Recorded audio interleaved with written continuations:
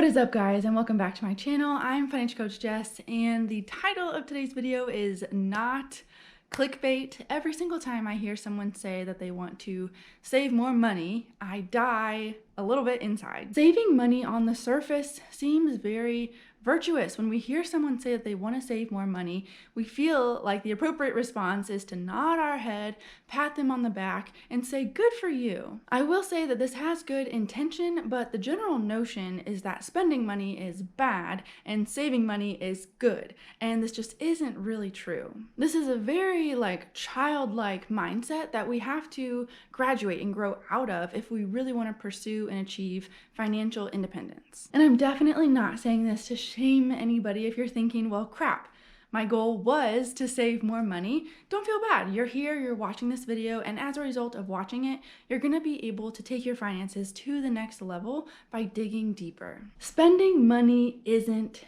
bad. There's just not enough context here to determine if the spending is good or bad. Just like debt isn't bad, it depends. If the debt is leveraged to buy liabilities that go down in value as soon as you purchase them or they're consumed, then yes, that's not a good idea. But if the debt is leveraged to buy assets that are going to increase in value over time, then this is amazing. It's the exact same thing with saving. And I would say 99.99% of the time when one of my clients says they want to save money, saving money is not actually going to get them closer to the life that they desire.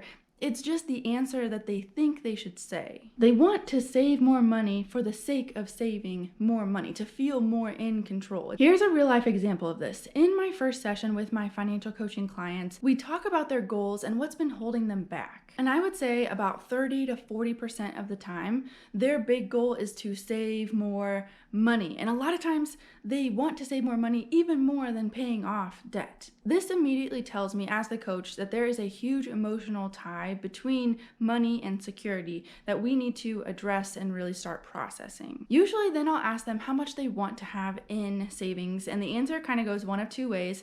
Number one, I'm not sure, I just want to have more in savings, or number two, I'm not sure, and $5,000 or some sort of arbitrary number. And I can then ask them why that amount, why that number in savings. And they usually have to really think about this. Why that amount?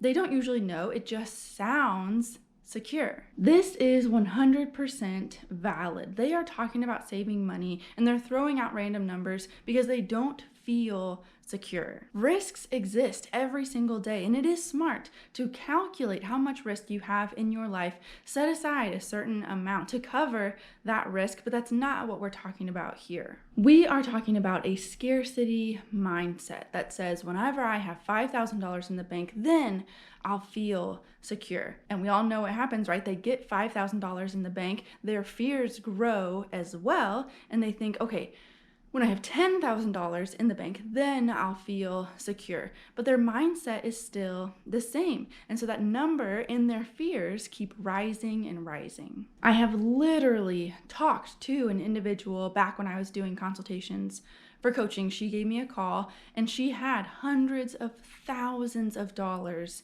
in savings, not invested. Okay, guys, she had this in cash, in savings, and she was riddled with fear. I mean, she could barely sleep at night because she was afraid that it wasn't gonna be enough. And here's the truth, when it comes to just saving more money, there is no magic number that's going to make you feel perfectly secure. It is never going to be enough. I've seen clients riddled with debt that live a very carefree life. You'd never know that they had $13 sitting in their checking account.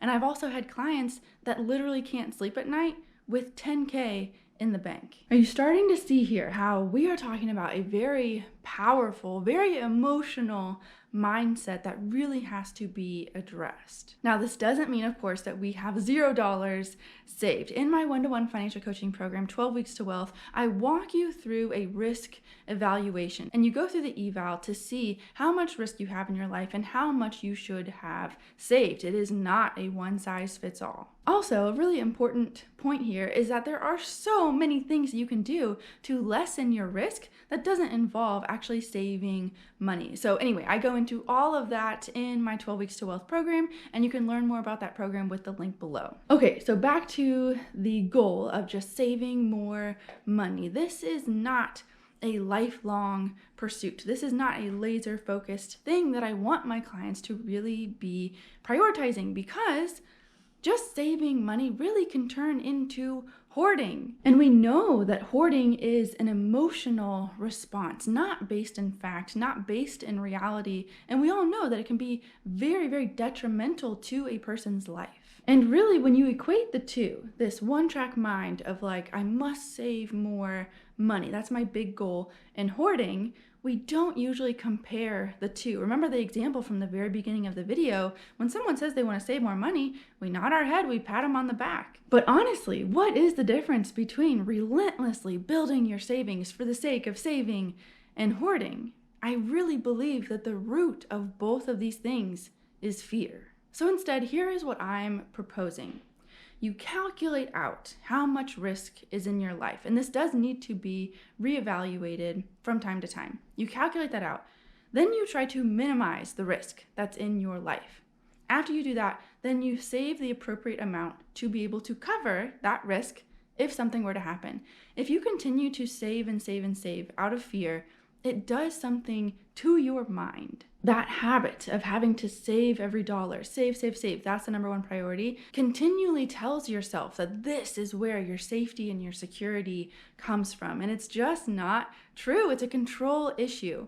There's things that you can control and there's things that you cannot. Saving more money might feel like you have more control, but in reality, you don't. So again, to recap, calculate what your risk is, minimize that risk, save enough to cover it, and then invest. Make your money work for you. That's actually a whole nother aspect to this issue, is that saving money to cover your risk is actually like the least effective method to minimizing your risk. I mean, there's so many other better things that you can do, like diversifying your income, buying assets, getting rid of liabilities. The average person, if they do all of that, they don't need gobs and gobs and gobs of cash laying around. It's just going to be depreciating, and it's really much less of a hedge of protection than they think it is. If you want to learn how to calculate your risk, if you want to get out of this saving hoarder mentality, definitely click the link below to get into my free masterclass all about the 3 habits that are keeping you broke. And you can learn more about my financial coaching program from there. If after watching this video, I have maybe made you think differently about saving, or you agree now that saving money is actually the worst goal, don't forget to comment below and let me know. Smash the like button and subscribe to my channel for future videos, and I'll see you guys in the next one.